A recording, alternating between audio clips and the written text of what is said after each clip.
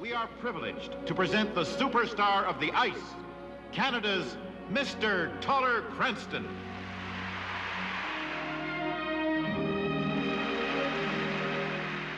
We go out and we give ourselves 1,000% every night.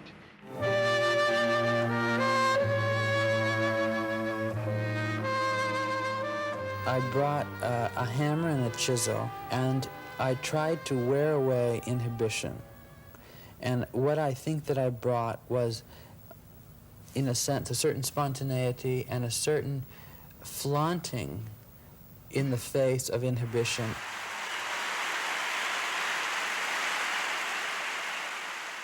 Sometimes you could say that it's brave and courageous. Sometimes you could say that it was absolutely insane. I've been so many places in my life and time. I think for performers there is a dimension that I refer to as the fourth dimension. You actually cease to become a human being as we know it, and you kind of become something between the natural and the supernatural.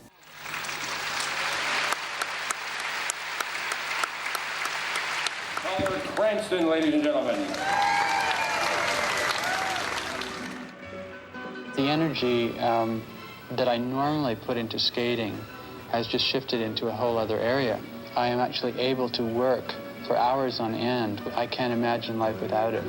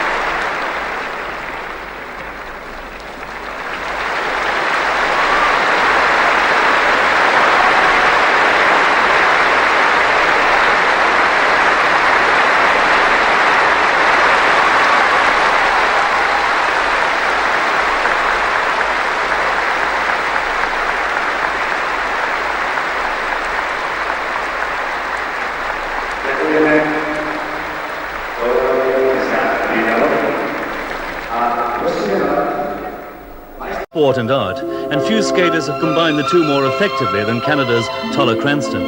He uses modern ballet technique to create performances of outstanding originality. This one is to Engelbert Humperdinck's Too Beautiful to Last. The days of autumn splendor, those moments warm and tender, was it too beautiful to last? The love we shared together, the dreams we dared together, was it too beautiful to last?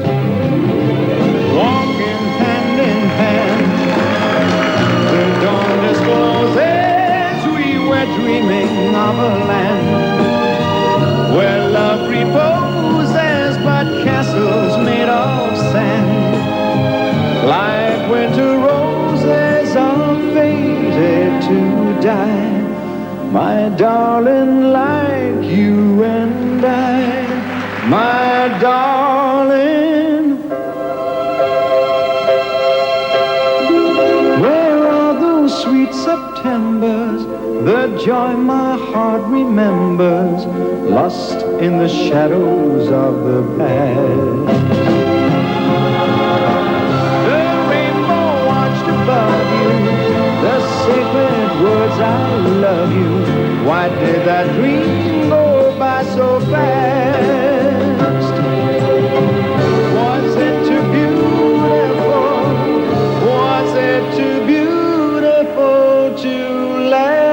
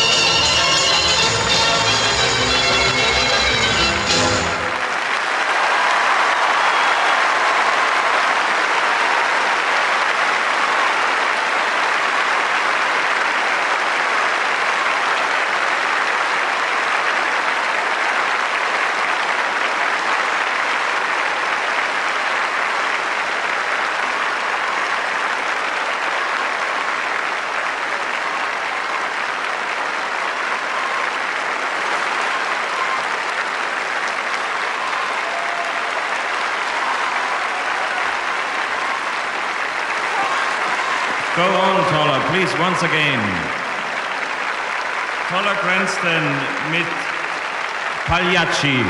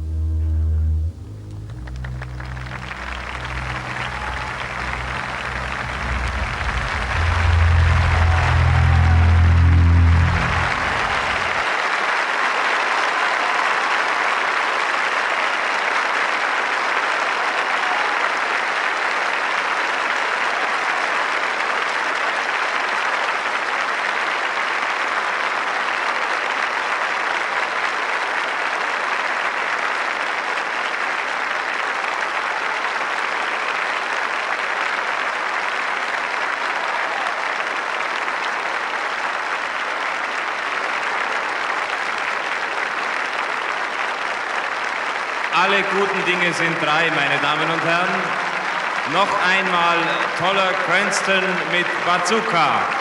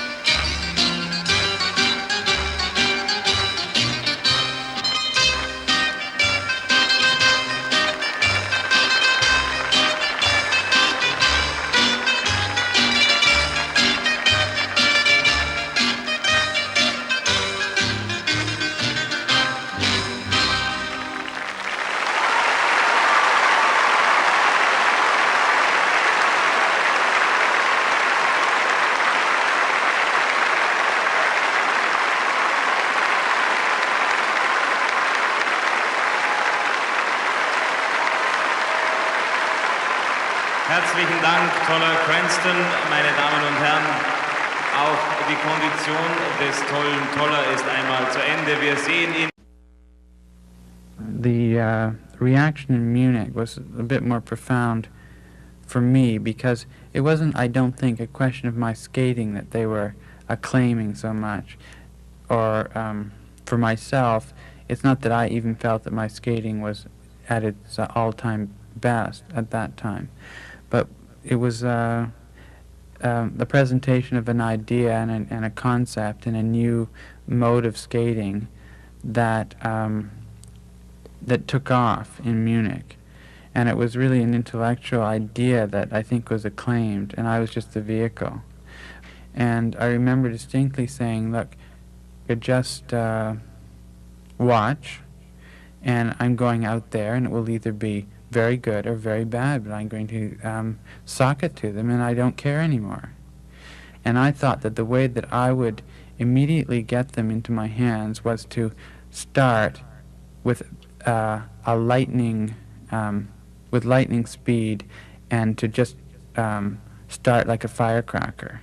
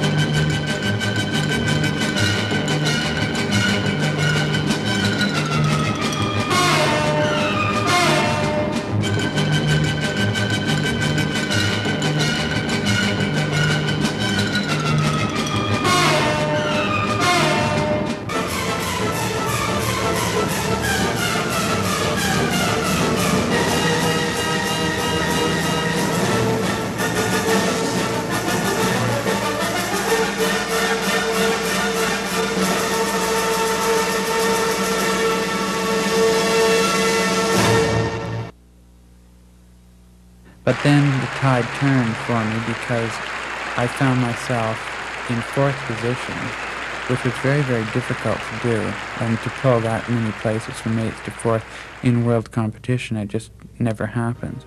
And then I immediately was in kind of a shooting position.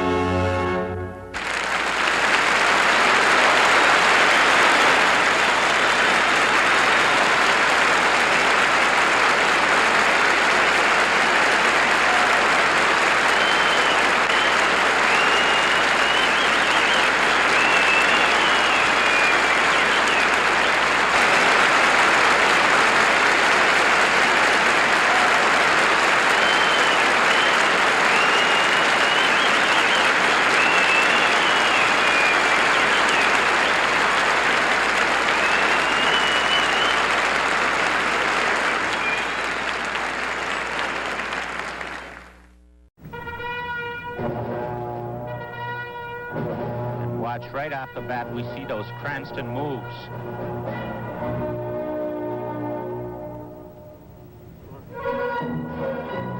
From a back spiral into a double axle jump.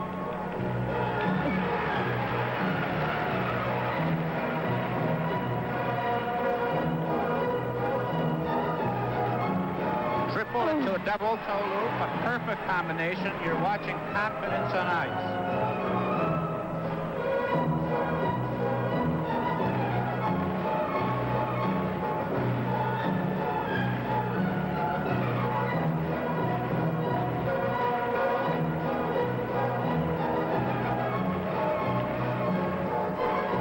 It doesn't matter how well anybody else skates. There is no one in the world like him.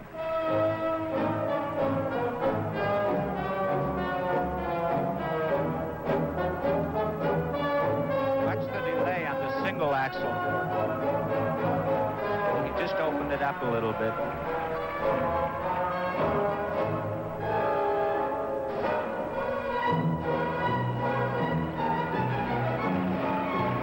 He's going. Oh. He is going.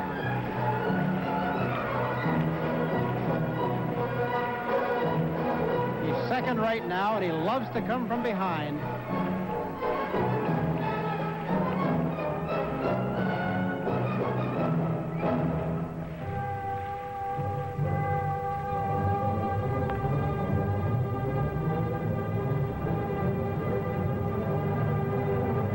Watch this. Running 3 turns into a flying camel spin. Look at the arch, the arm positions. Everything is a perfect movement as Toller Cranston finishes a perfect short program performance.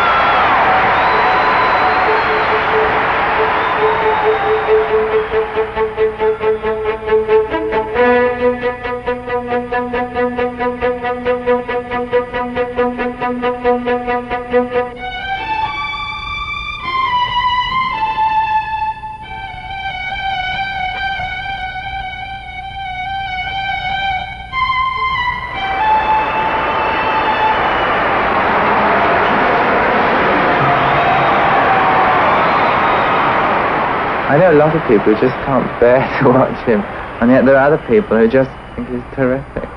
And, you know, they get incensed if anybody even, you know, dares suggest that it isn't perfect. The greatest free skater in the whole world, and there's no doubt in my mind. He just does the same thing other people do in a way so that there's no comparison with the way other people do. Oh, I just wish I could skate as good as he could. I'd die inside. I just melt. He's just great. He's an extraordinary person, absolutely. He's just one of those people you either love it or you hate it.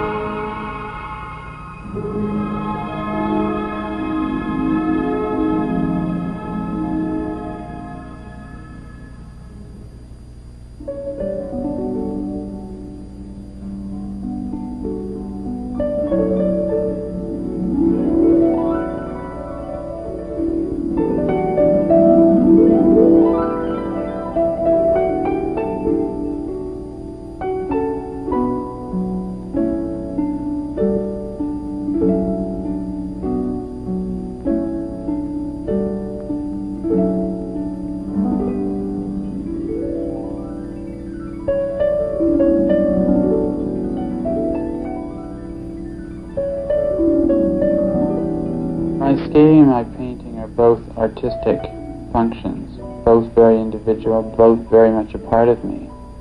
The skating has definitely influenced my painting because I'm very aware of fluidity of line, movement, and rhythms.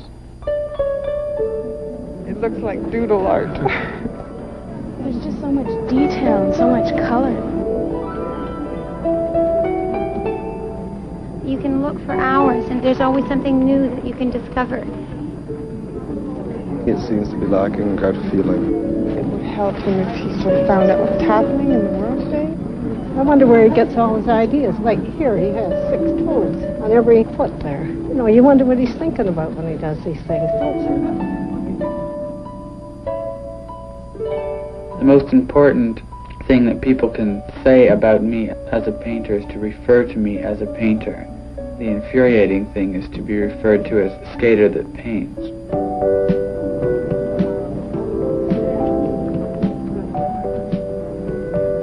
Nice.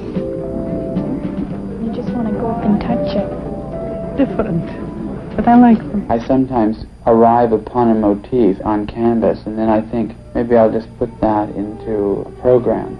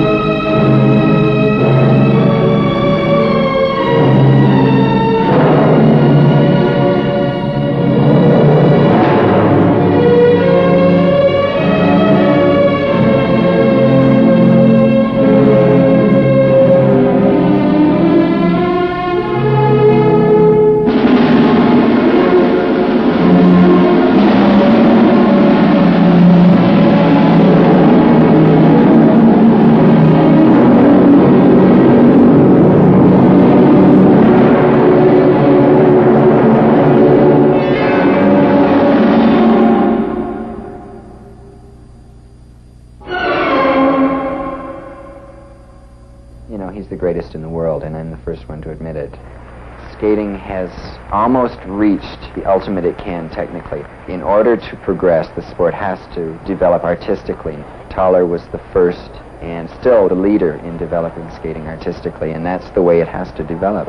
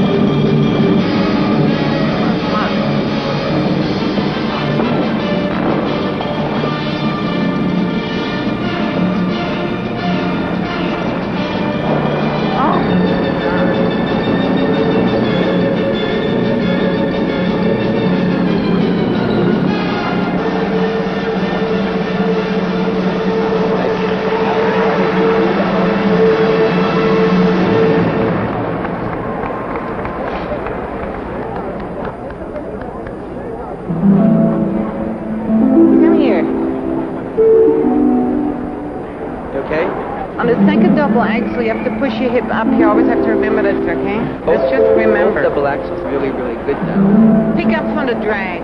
Well, you have to give that extra little... He knew. A big sweep. That was not a sweep. Beautiful. No, I only don't want to stand up there. Make sure that that spin gets center right. Okay.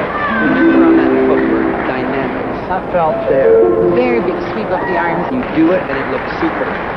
Strong and dynamic. Let's do double axle spiral. So you should just try that one. Yeah. It's always the same old thing, eh? That's right. He doesn't go back into the boards and finish up. Okay, pick up the spin, Tal. No, the spin is over there. Look at him. The spin is there. He goes there. You're not always pussyfoot around with them. You can be very nice and very encouraging, but sometimes comes a moment you feel, well, you have to just put your foot down and...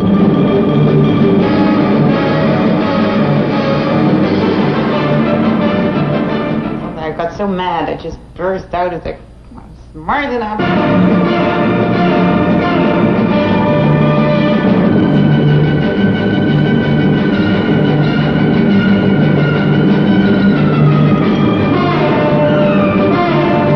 Do this, do that.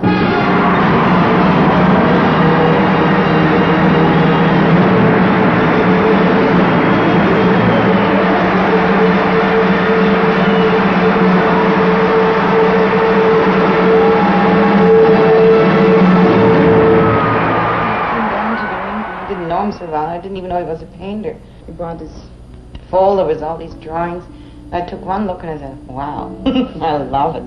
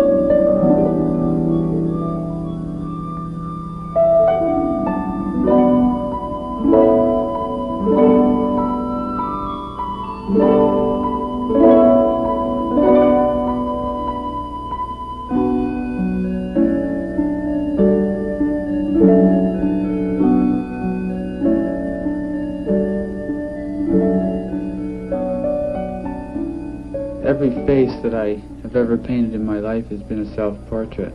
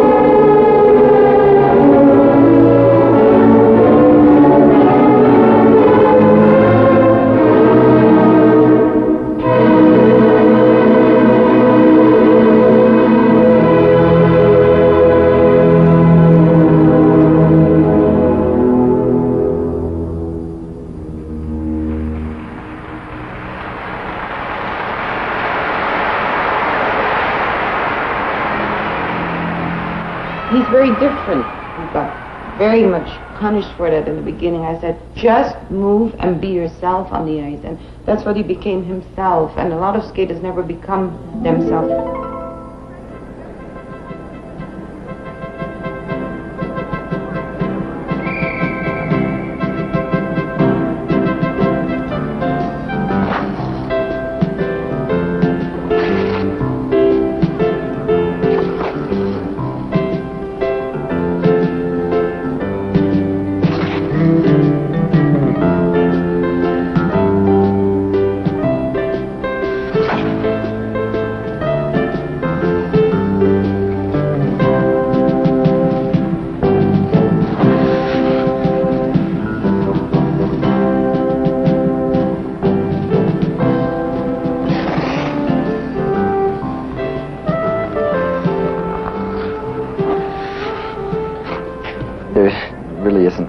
Mystery in compulsory figures. It's a set number of prescribed circles on the ice, and we are judged according to the tracings, according to the quality of the turns, the quality of the edges, and the general layout of the figure.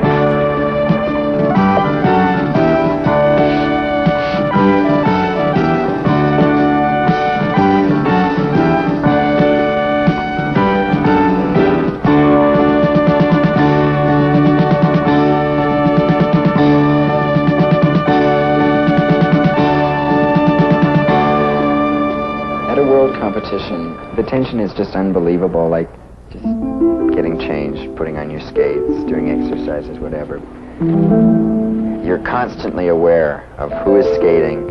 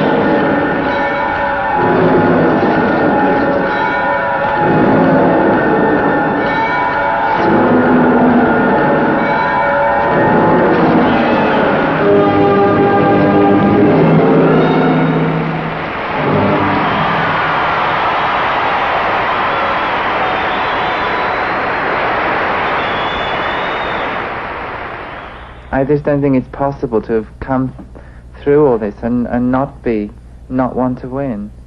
I think Toller wants to win very much too, whether he says it or not. You can't compare that sort of thing.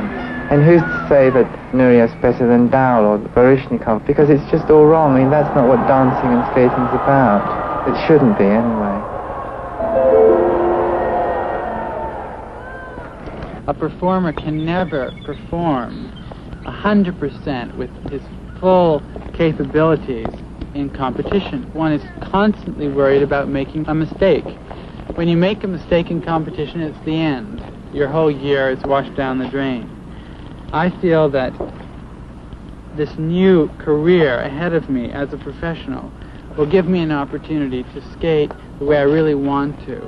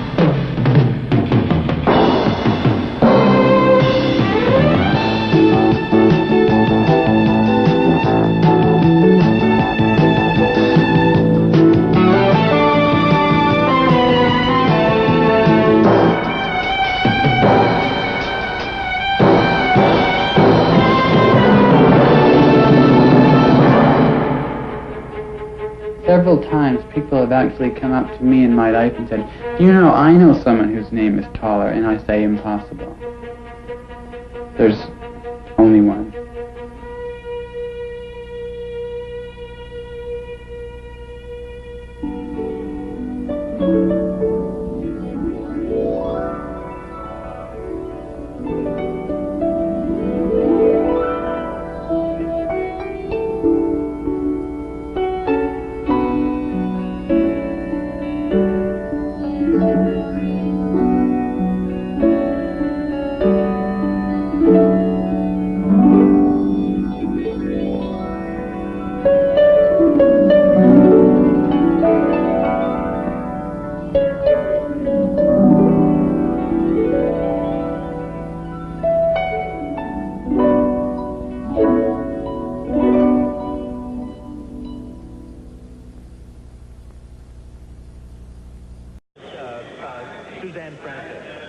I'm afraid I don't understand those marks in comparison to the other skaters.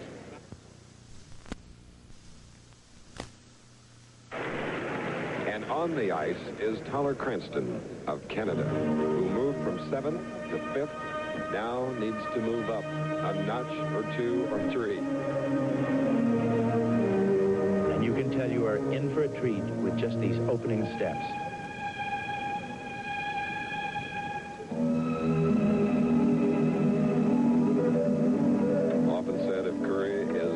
This is the artist. A triple toe loop. He was having trouble with it in practice. He missed it there. But that was a nice one. A triple loop jump. A little bit loose on the end. Look at the position and the control right here.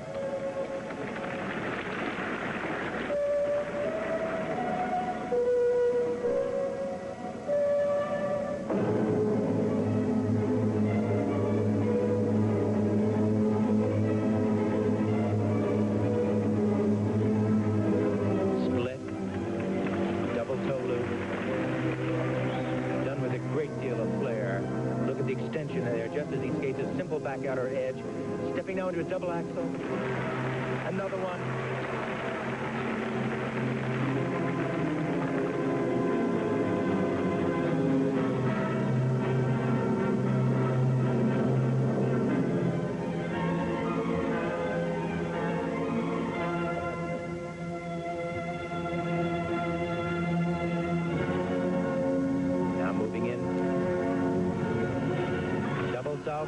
Look at him step right up into a stag jump and do a double toe loop.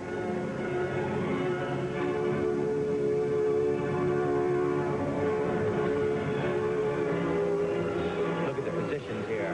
Extraordinary.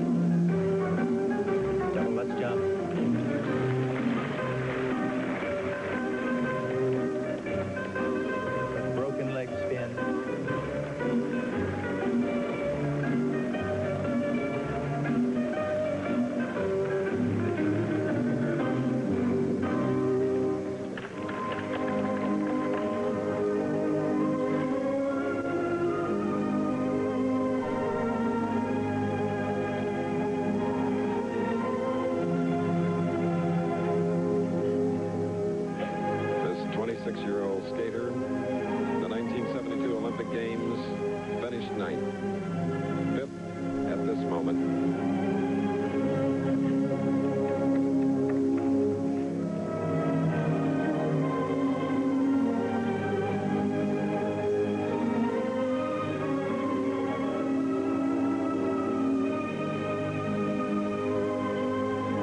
We're moving now.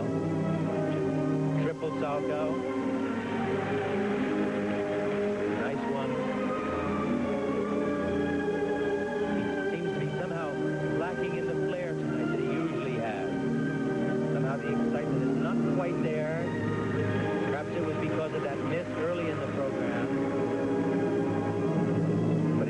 Extraordinary skater. Watch him now in this camel.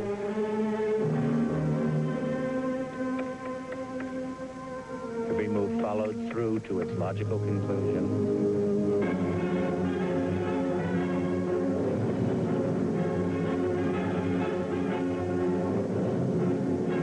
Now in the final 30 seconds. Double flip jump. Now watch this running camel. Back camel position.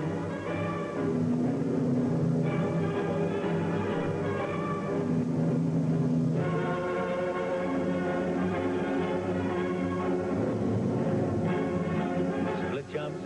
Look at the height on these. Beautiful, beautiful. And a flying open camel into a back knee slide. Very, very good. Such an imaginative skater, but I don't think quite up to the quality of the skating that we saw with John Curry. Two different styles, two different methods of skating. Here is slow motion now on Tyler Cranston as he goes in to some of these final moves. Look at the split. Beautiful, beautiful, flat level Russian style split as opposed to the turned out, back turned under leg. Just marvelous the way these are done as he reaches towards the extension of the toes. The extension is first rate. Look at that right there. Okay, here are the marks for Toller now. A 5-8 from the Canadian judge, 5-8, 5-7, 5-6 from the United States judge, 5-6s, again 5-8, 5-8, 5-7 from judge number 8 from the Soviet Union, and a 5-6 from the East German judge, Wahlberger Grimm. Here's the East German judge, judge number 9, Wahlberger Grimm. And the second set of marks now. 5'9" again from Canada, 5'8", 5'8", 5'8". This is for artistic merit, and you'll notice that the American judge number 5 has pulled him.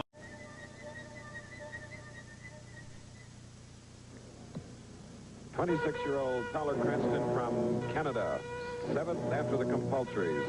And the most exotic skater I think that I've ever seen is John Curry is the most elegant. This is the most exotic, the most bizarre, the most unusual and extraordinary stylist I think I've ever seen.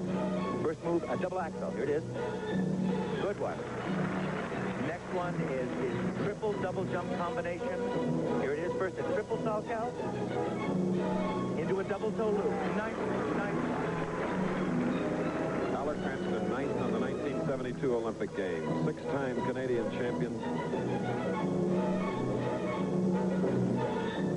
Beautiful positions on the ice, extraordinary extensions.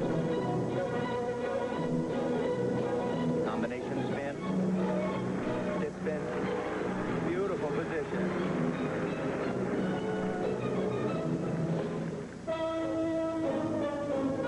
We're in the men's short program competition with free skating left on Wednesday and Dick right here in the middle. This is just great and close competition. Single axel jump.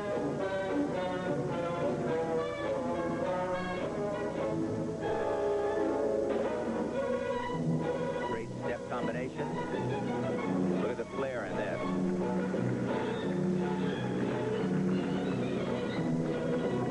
An artist on and off the ice. Quite a painter. Look at the position in this camel.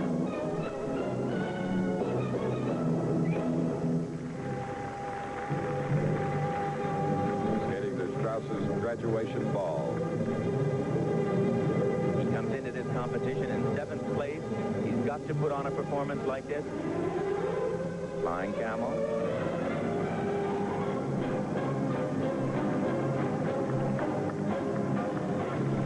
Little bobble right at the end, but a really outstanding performance. Crowd pleasing.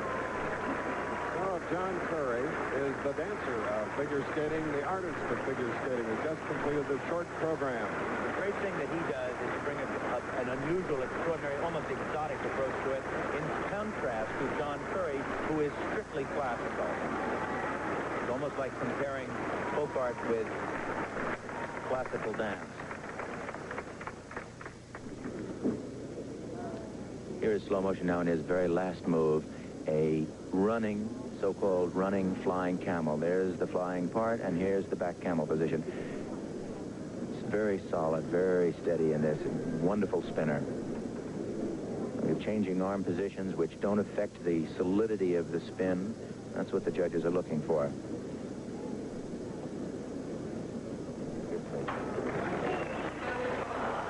Okay, here's the first set of marks now for Tyler Cranston. Very, very good. 5'9", 5'8".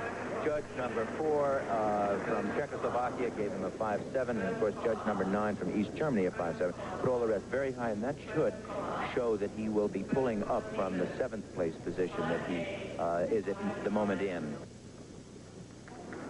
There is judge number 4 from Czechoslovakia, Milan Duchamp. And now here's the second set of marks. Very, very, very good marks. Those are the equivalent, if not better. I can't quite tell with John Curry.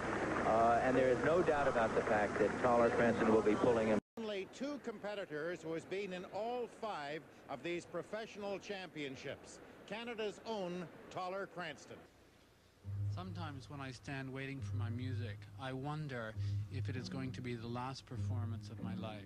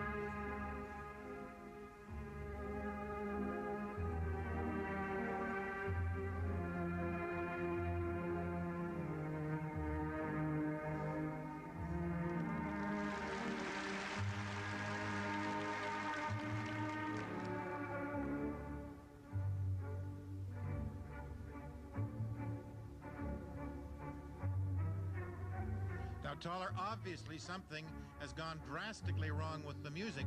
What happens to the performer? Well, the performer is like a very well-trained animal, and you never stop. But the heart is pounding, and you are wondering what in heaven's name is going on, and can it be fixed? Has this ever happened to you before? It has never happened to me before. I've seen it happen to other competitors, and I've always been horrified at the thought that it may happen to me, and here it is. The nightmare is coming to life. It's getting worse and worse, and it's dying very, very rapidly. Inside, you are also dying, and it is extremely embarrassing, and yet you dare not stop. We're obviously having a music round. Paul, would you please come to the music stand?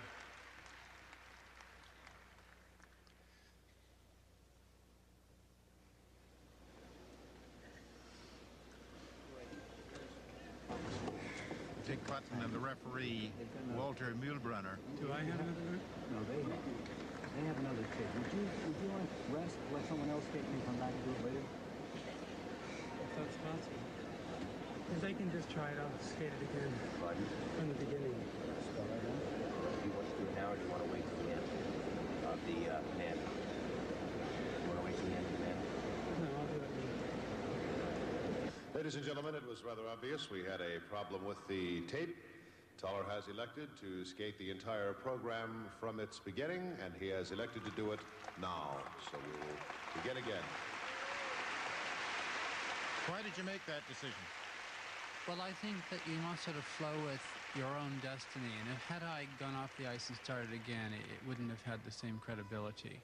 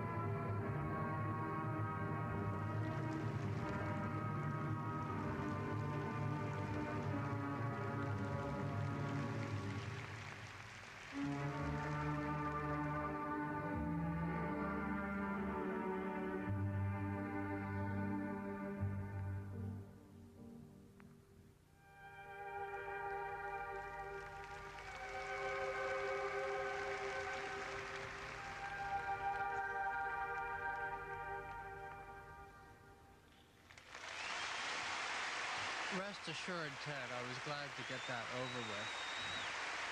I think it's a remarkable example of your physical conditioning. Well, it's the sort of thing that I guess does happen once in a lifetime, and I guess this was my turn.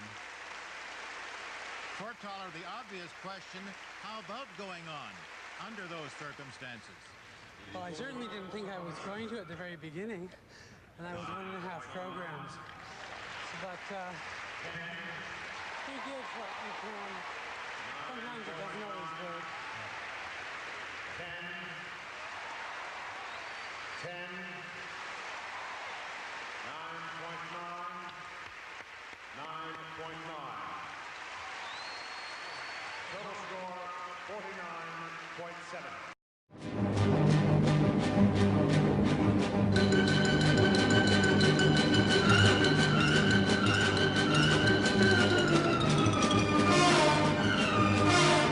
Six-time Canadian champion Toller Cranston hosted a night at the Edmonton Symphony. The program showcased popular figure skating music, including songs from his own repertoire. The concept was doing a program of pieces of music that have been used by important skaters and have burned themselves into skating history, and to moderate and give the context, explain why certain things were used, why they worked so effectively, who skated to them, how many people skated to them, an anecdotal account and also an historical account. According to Cranston, the music is becoming secondary to skating. I think that the music within World and Olympic competition is now perceived as being second to what you do on the ice. So the music isn't so important. So a very important piece of music that was used by Torvald Dean, who won in 1984 in Sarajevo, they used Bolero, and that sort of galvanized the world. I mean, everybody associated that piece with them and their Olympic gold medal.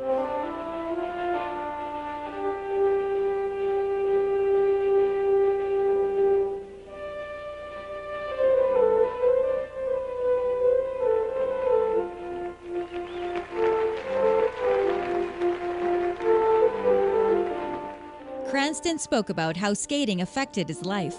But in my dreams, I undergo a torture almost every night of reliving all those bad performances that I gave.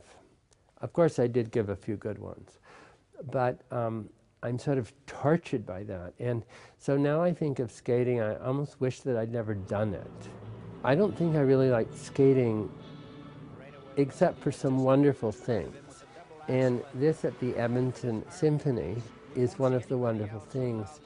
And it's readdressing what really, really became very educational for me and very pleasant was expressing yourself to music.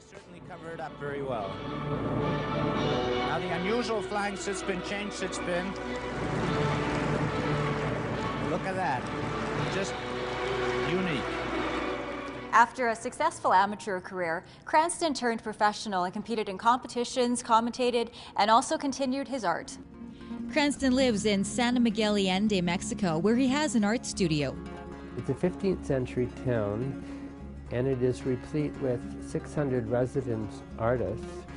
And I have owned and worked there, and if I may blow my own horn for a minute, would be more international and more successful as an artist than I ever was as a skater. And the living in San Miguel has afforded me a period which I really think is the most creative period of my life. So I exhibit all over the world, and although the artist's life isn't easy, I'm doing pretty well. Cranston says he didn't have parents, sponsors, or governments to pay for his skating.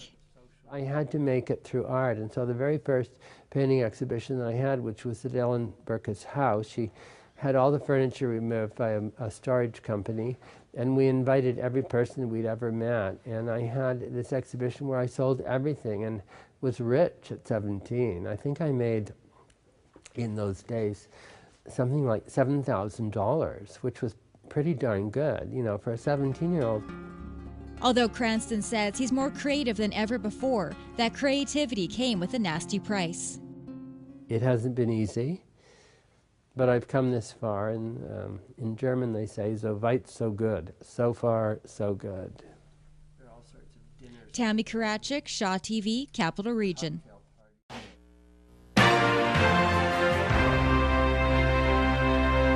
Welcome back to Best on Ice, featuring Toller Cranston.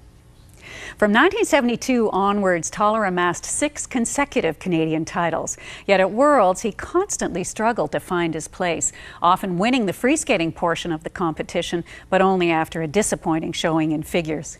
In 1974 in Munich, Toller finally broke through to win the world bronze medal, his only one, and the next fall to star as one of the headliners and eventual winner at Skate Canada in Edmonton.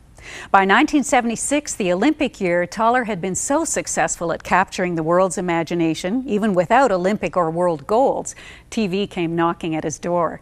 Here next is Toller's short program from 1975 Skate Canada, followed by excerpts of a TV special where Toller describes his own skating and introduces us to the world of Pagliacci.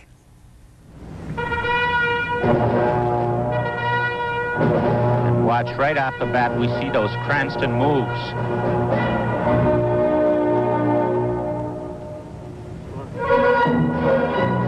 From a back spiral into a double axel jump.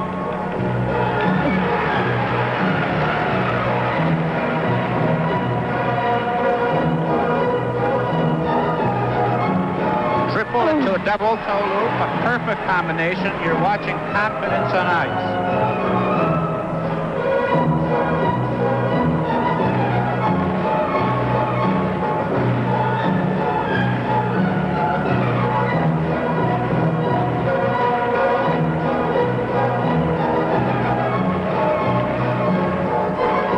It doesn't matter how well anybody else skates. There is no one in the world like him.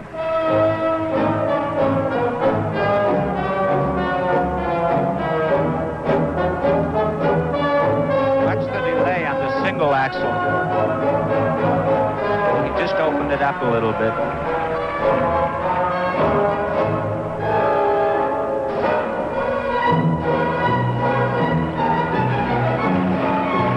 He's going. Oh. He is going.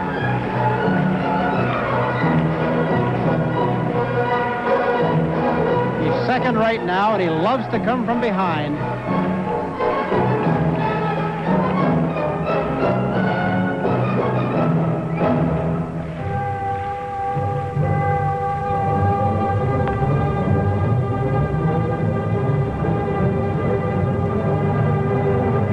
Watch this.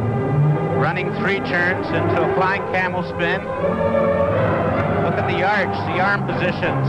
Everything is a perfect movement as Toller Cranston finishes a perfect short program performance.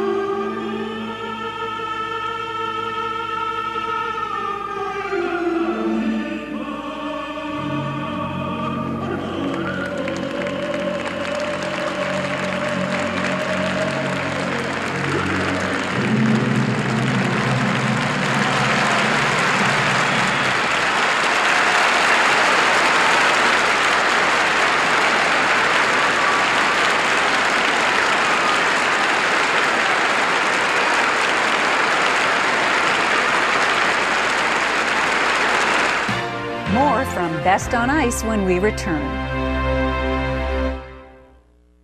With my sort of feet on the ice, but my mind in my painting studio. Maybe that was the problem.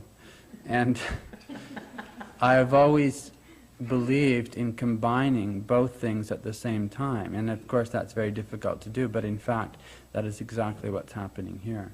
In fact, I'm doing the two things that I love most at the same time. The Taller Cranston Showcase is, in Cranston's own words, a blend of art and theater, creating a whole new medium.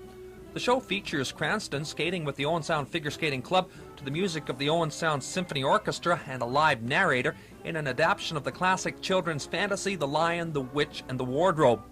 At the same time, Cranston's paintings will be on display at the Tom Thompson Art Gallery in Owen Sound. A ticket to one includes admission to the other.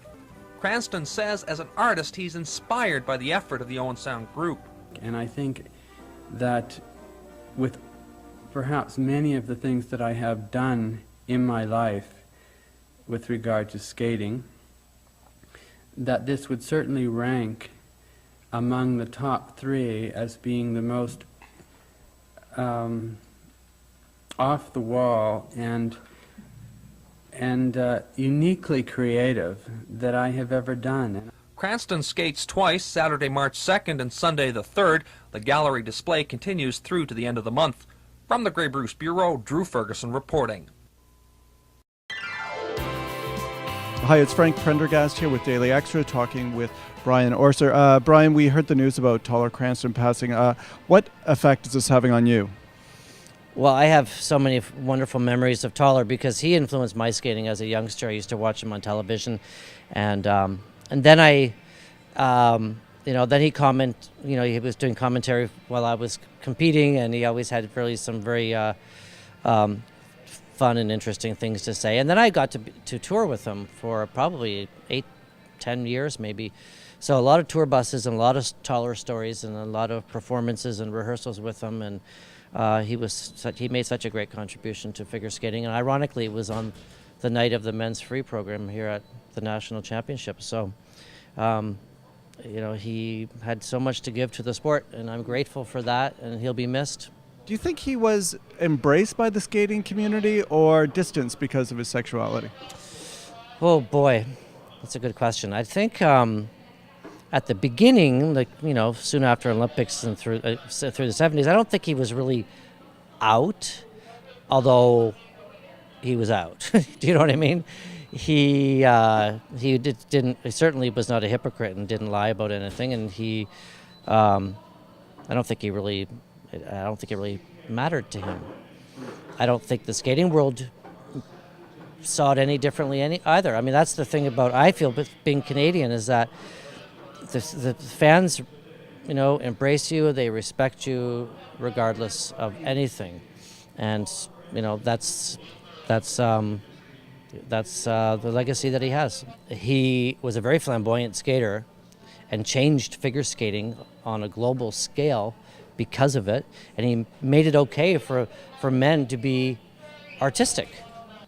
So people who followed in those footprints, and me, of course, and Kurt Browning and Elvis Stoico, and guys, who felt it was okay to express themselves in any way that they wanted. It had nothing to do with sexuality. It just was being free to express yourself, and he sort of paved the way for that. Now, you knew Taller Cranston quite well. How would you describe him as a person? I knew Taller before he was actually Taller, the Taller. The end of my career was sort of the beginning of his. And I remember when he first moved from Montreal to Toronto and was training in the rink that I was training in as well. And young and naive, and with this huge idea about the potential for figure skating that he couldn't get anyone to pay attention to. And I remember very distinctly leaning against the boards while he was almost teary about how upset he was that people couldn't understand him, that he felt they were laughing at him. And I remember our conversation to a certain extent, and it was about, look, when you believe in something, you have to be brave. You have to push forward, and you have to make people understand. And even though you might not be the best in the world at this point, you have to be the best in the world for people to take notice. And that was kind of the story of his life. He was brave and determined and would not compromise in any way. And it was great for skating. It seemed to be an open secret about his sexuality, and because a lot of our viewership is LGBT, this is why we're focusing on this. But it seemed to be an open secret for quite some time. How did he navigate that when he was skating? What did that look like? I don't think for Toller it was an issue that he was particularly concerned about, certainly never discussed with us, between us. I think he saw life in colors, and the brighter the color, the better the experience. So his life was lived pushing to the extreme in everything that he undertook. So if the discussion was about being gay or homophobia, he wanted to shock people. He wanted to use that shock technique to get people to pay attention. Listen to what you're saying. Listen to what you're thinking. Listen to the boundaries you're putting on yourself. That was his goal. Whether it was about the gay community or about artistic skating, about painting, he didn't really care. Thank you so much. Thanks.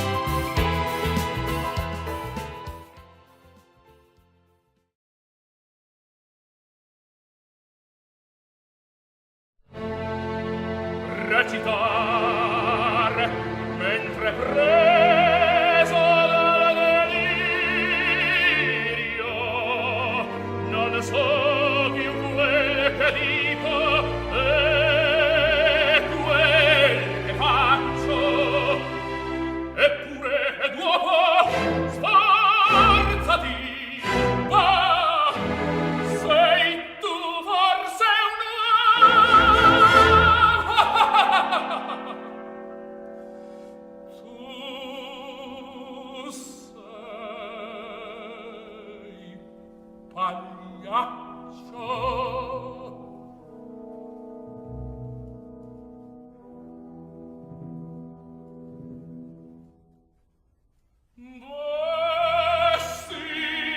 la giubba e la faccia infarina, la gente paga e ridere vuole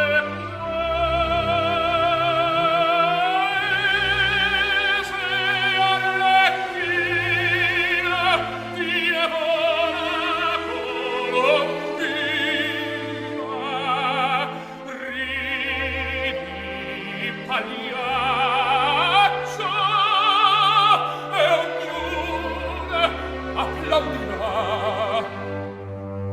Tramuta i lazzi, lo sposto e il pianto, in una sola fiale si ingrozza e il dolore pagliaccio.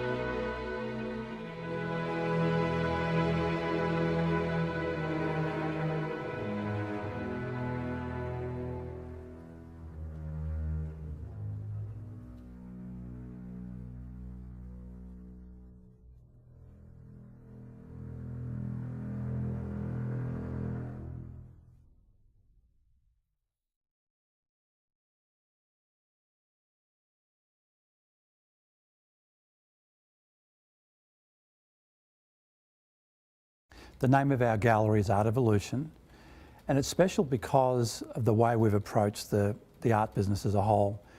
We have always tried to make the selling of art an experiential situation where people are in a more relaxed environment, and to that extent we've got a gallery, we've got a lounge, we are very selective about the artists that we choose, and to that extent we represent artists such as Toller Cranston and Willem Zach, for example, Calgary Stampede Hall of Fame, really famous artist, and many other really fabulous artists. There's a lot of artists we bring in from Europe, from Australia, and obviously the US. What makes Toller special is, number one, he's a Canadian icon. That's the high level answer.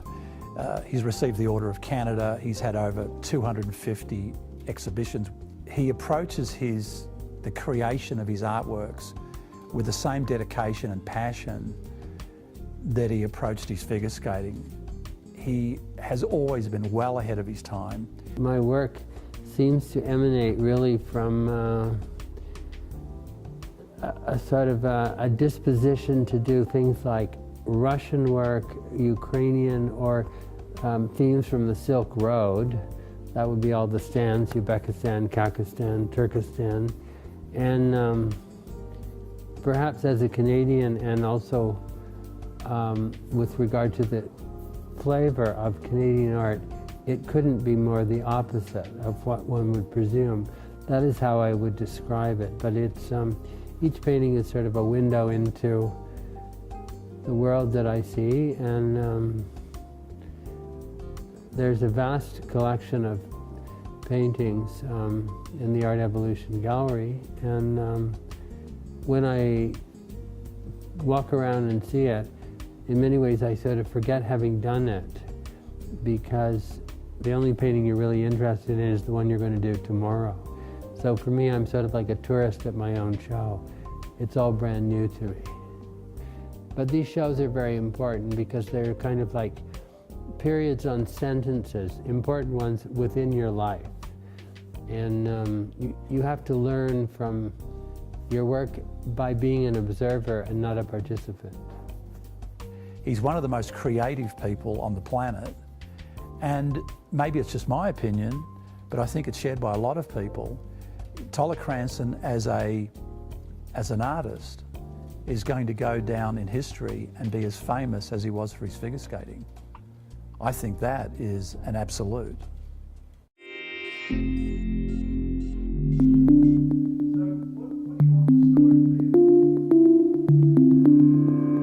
This was a man that was very single-minded. That's what made him so famous as a skater. The man could focus, he could be relentless in his pursuit. And painting was something he did from very early on. He financed his skating with paintings. If he wasn't painting, he was probably sleeping. And if you took him out of the studio, it was a short-lived experience. He had to get back to the studio.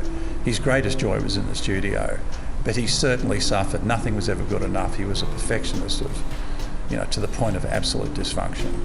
I mean, he just couldn't leave things alone. He would agonize over things, and he would finish a masterpiece and never look at it again. Do you think he was happy? No.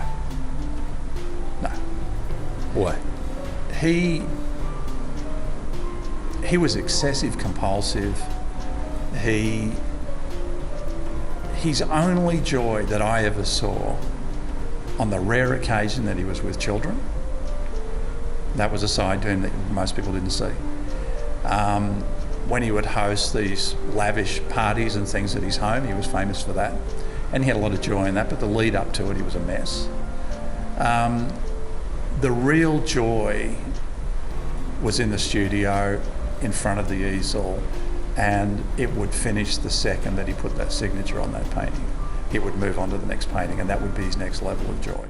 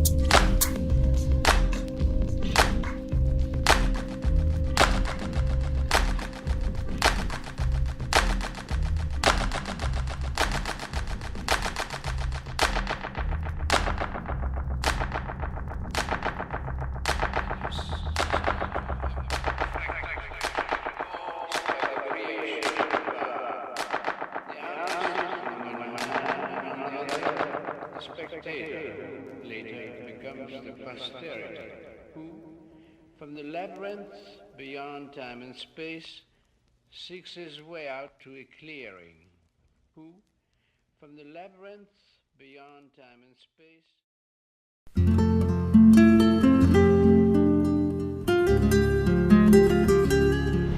Welcome to the gallery.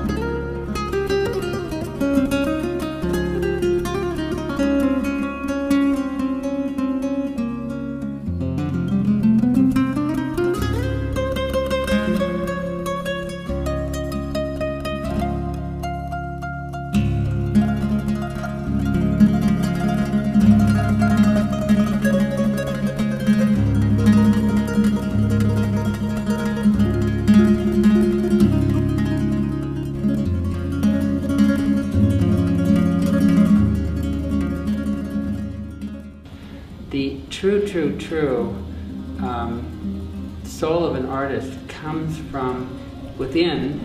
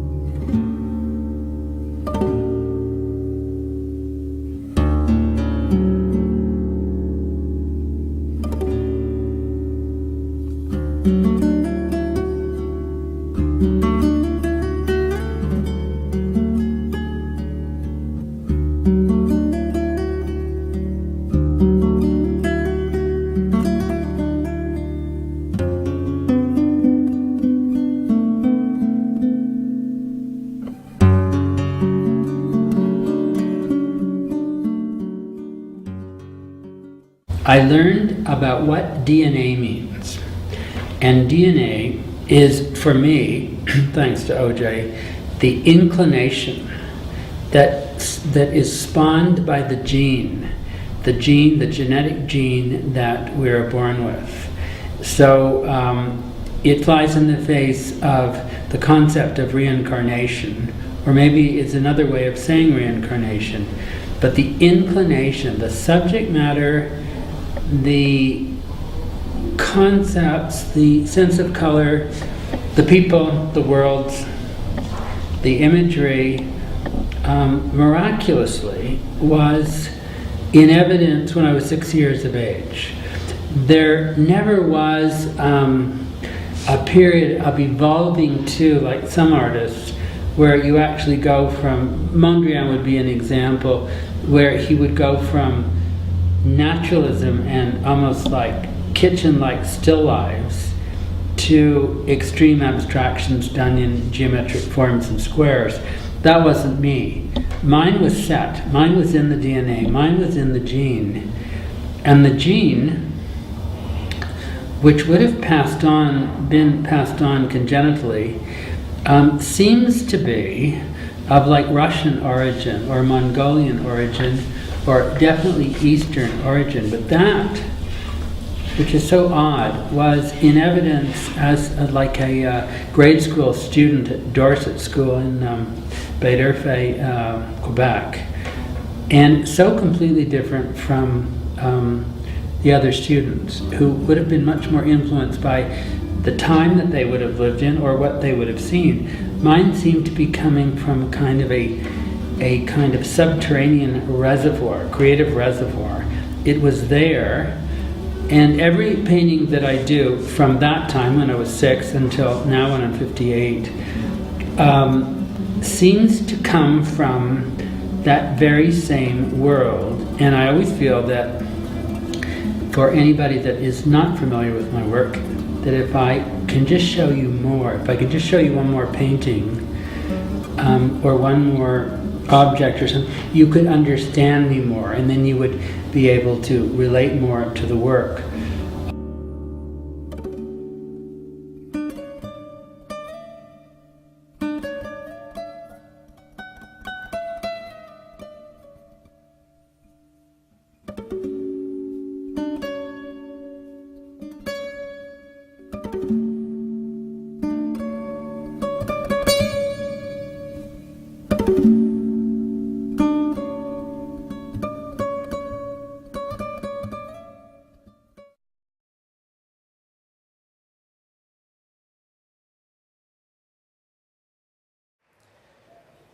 Madam Vice Chancellor, ladies and gentlemen, graduates, it's a great honor for me to introduce Mr. Taller Cranston. Taller Cranston is known to generations of Canadians as an innovative and champion figure skater. He is a winner of 7 Canadian national figure skating titles, including 6 consecutive senior men's championships from 1971 to 1976. A feat then unmatched in the modern history of Canadian figure skating.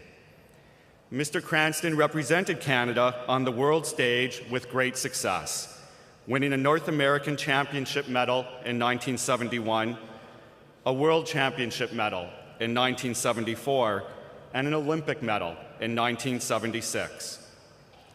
Known for his outstanding free skating, Taller Cranston was awarded the medal for Best Free Skater at the 1972, 74, and 75 World Championships.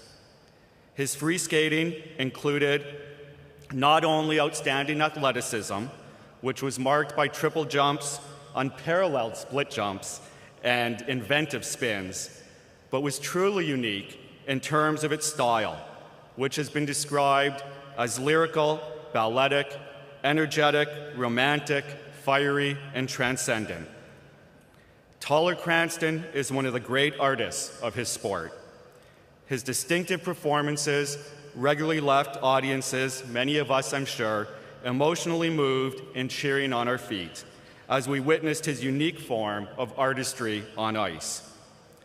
Mr. Cranston coupled his athleticism and complete understanding of the movement of body with the unique ability to interpret music to its fullest and to bring theater to the world of skating. It is not surprising that in figure skating clubs across this country, Toller Cranston remains an idol and one to be imitated for many aspiring skaters.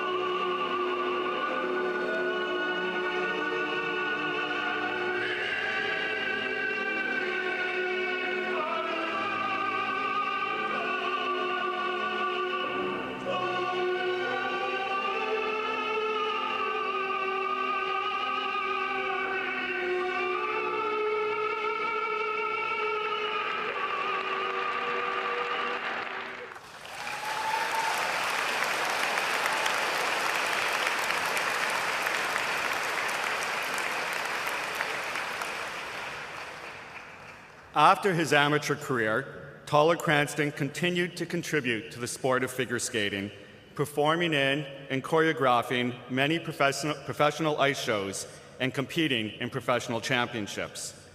Mr. Cranston has also been a figure skating television commentator and a high-level competitive coach.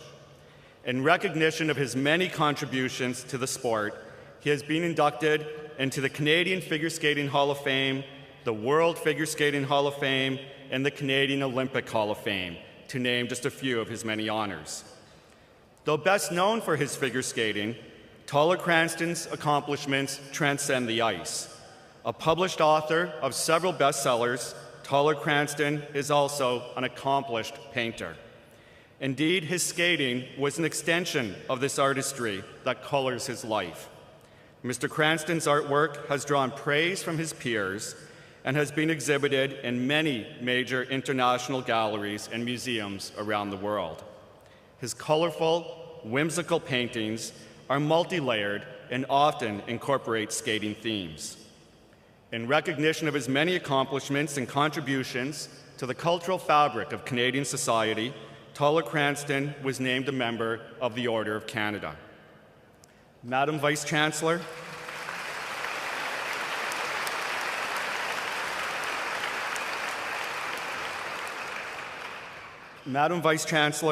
in recognition of outstanding contributions to international sport and Canadian cultural life, I request that you confer the degree of Doctor of Laws, honoris causa, upon Toller Cranston. Thank you very much. I think if everybody stood up, you could help me do this. Why don't we all stand up? And I'll say, by virtue of the authority vested in me by the Faculty Senate and the Board, I and everyone in this room together join in conferring upon you the degree of Doctor of Laws, honoris causa. Congratulations.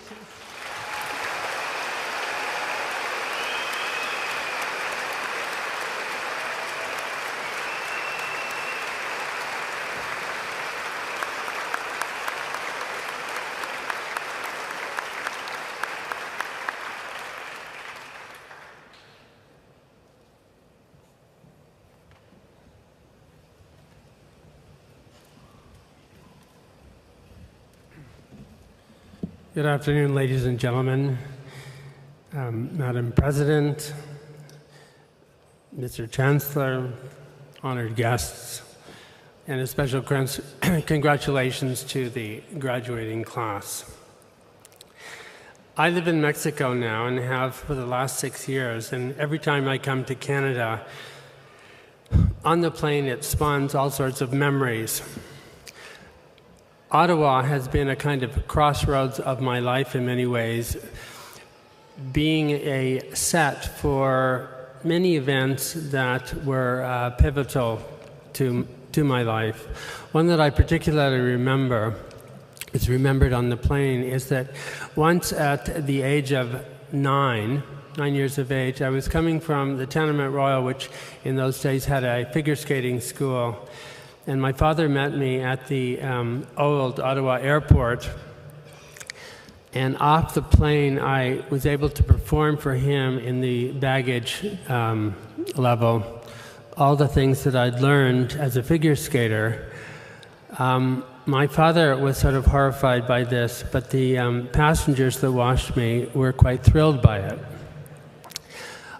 It was interesting because it was the beginning, as it turned out, of a constant flaunting of self to establishment, not getting the pat on the head that you hoped for, but pandering to an audience.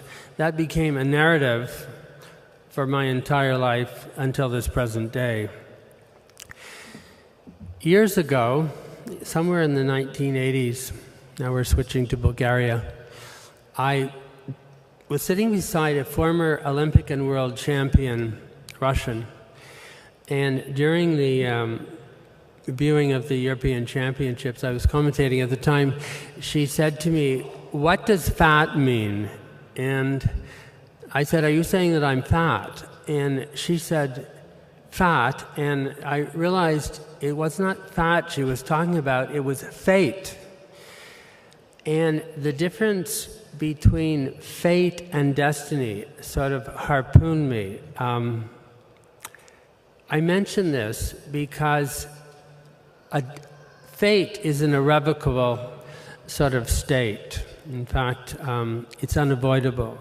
But destiny, all of which you possess, is something which is quite flexible. There are circuitous routes of achieving one's destiny, and I have spent my entire life chasing my destiny in the most unorthodox ways. When I was a little boy, very little, our family lived in Swastika, Ontario, which was not the last stand of the Nazis, by the way. It was an Indian name, a tiny village. And I remember as clear as day going out onto this teeny little rink outside the one-room schoolhouse that I attended and skating on a rink that was surrounded by very high snowbanks. I was alone and started to express myself as a little boy on the ice. There were two other skaters on the ice, and they came up to me and said, in essence, "Who are you? What are you doing? And did you know that you're figure skating?" And I didn't know what figure skating was. So for years, I actually thought that I had invented it. In that very same year, I told my mother, which is so unusual for a young child in Swastika, Ontario, that I wished to become a ballet dancer. And there really weren't ballet schools in Kirkland Lake, Ontario, but I was taken to the studio under the firehouse, fireman's residence, and was taken to a room with mirrors and a bar, and was told to start to do pliés at the bar. So my ballet career lasted for 30 seconds.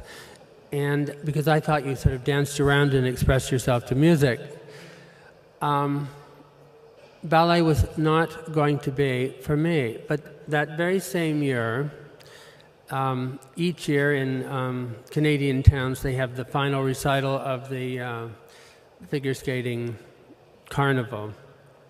And sitting very high up in the bleachers, sitting with my parents, watching my sister, I saw figure skating for the first time being performed in front of me, and I said, "That's what I want."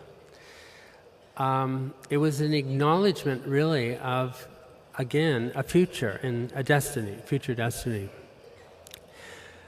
My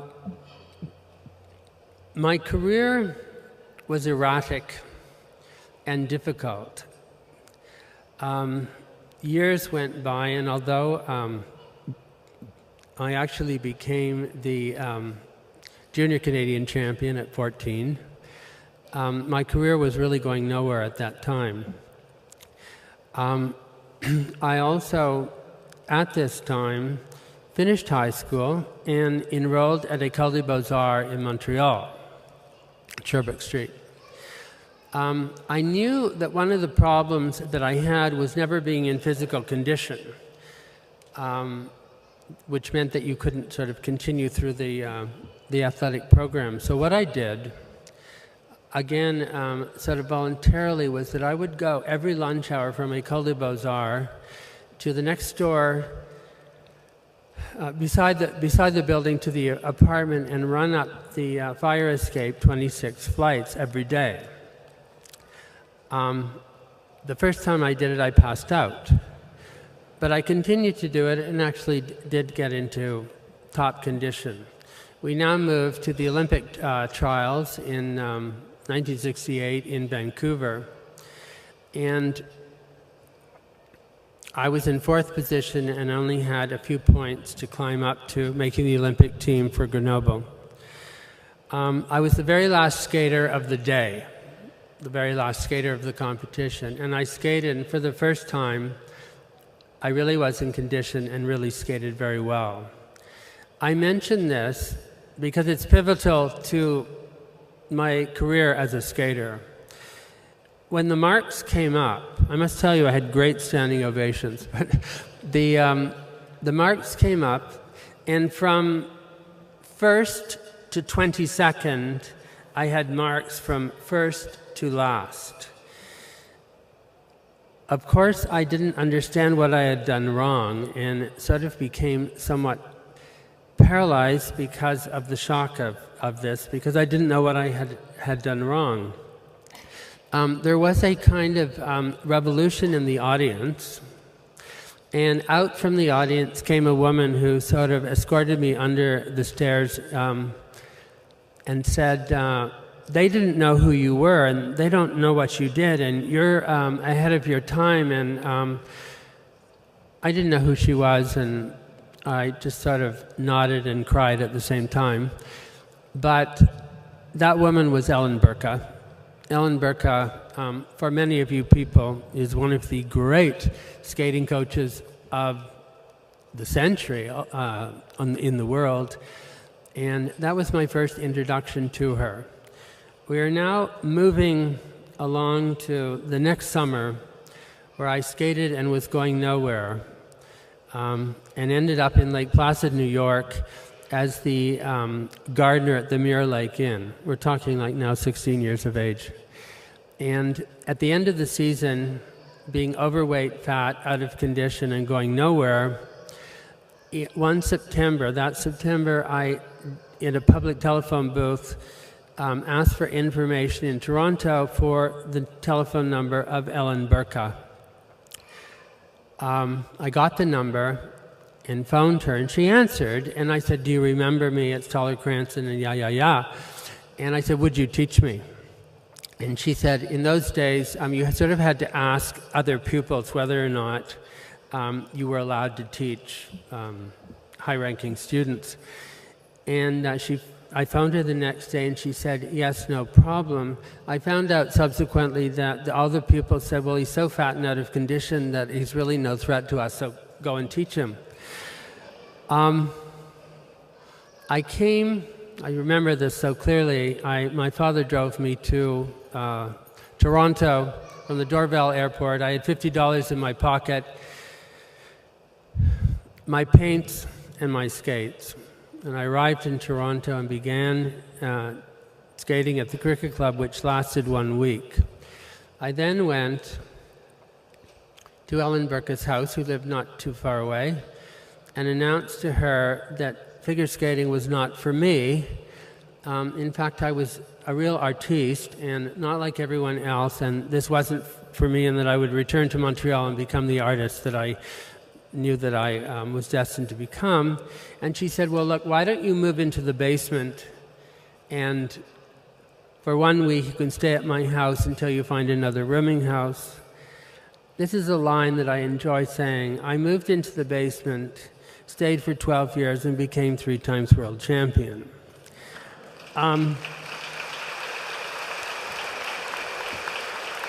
That point is important for you, for all of you, because in your lives and in seconds, your life can change. And one must continue to follow one's destiny, because even in the last second, lives can be altered and destinies can be altered. Now we're going back to the time that I was a very little boy at high school in Galt, Ontario. And this was the beginning of my painting career. In grade 2, there was sort of a competition in the class, and it was on manila paper with crayons, and we had to do a design. My design was completely different from everyone else's, which theirs used all sorts of colors, and mine was like a paisley design in pink, turquoise, and black. It was interesting because the teacher said, yours is the most interesting and completely different, but we can't hang it up with the other people because it's too different, so you, in essence, can't win the prize. Again, it set the tone for an artistic career that ran parallel to my skating career, and for all the years that I was an amateur, I supported myself through the sale of paintings. If truth is to be spilled, I was a self-supporting artist and paid for myself at the age of 16. This is highly unprecedented at the time and even today, because skaters usually have, Olympic-class skaters, would have parents that would pay for themselves, or sponsors, or government. I had nothing and had to do it myself. As it turned out, it was a tremendous education and a tempering of steel, and prepared me for my future. My life, both as a skater and as a painter, has been conspicuously creative. I have been privileged to have had a creative life with a terrible price, but usually with destinies, there's always a price to be paid. I wanted to actually, in ending, I wanted to speak directly to the graduates with regard to things that I have learned through my life experience, things that are important that I would impart to you. 1, most important is to take the positive side of tragedy or something negative or failure. Failure can be your friend in all things if you know how to play your cards right. Failure is an important ingredient to one's life experience. One must always take the negative and not end with that, but turn it around and turn it into a positive. With regard to, I must tell you, I'm terribly jealous of your real degrees, but with me, I was unable, because of my obligation to skating, I couldn't go to university. So what I did is I self-educated myself.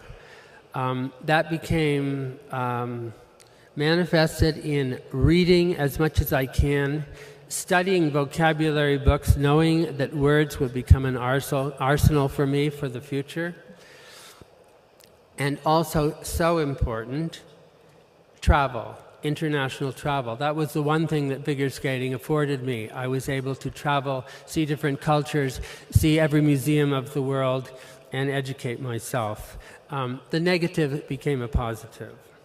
A very important thing learned both in painting and in skating was how not to be afraid of things and how to live one's life without inhibition. The figure skating can can only be successful, and you can only be successful if you are uninhibited. You have to say what you want to say, stand up for what you to believe in, and go after things, and never to be afraid, particularly where your career is involved. Something which is absolutely non-academic, I'm sure they don't teach this in Carleton University, which is the ability to read the signs around you. I have always been extremely sensitive to signs and believe that every answer to your life is found in nature if you have the eyes to see it. One must also not discount astrology. Astrology is not to be lived by. However, it does tell you the climate of the air around you. Do not ignore that. And if one can go further, something which was always a part of my life was numerology. Symbolism within numbers. Numbers tells you things, and this cannot be taught by a professor and cannot be taught by through reading. It is taught through personal experience in life. I think that by receiving this honorary degree, it's interesting because human beings are very transparent and predictable.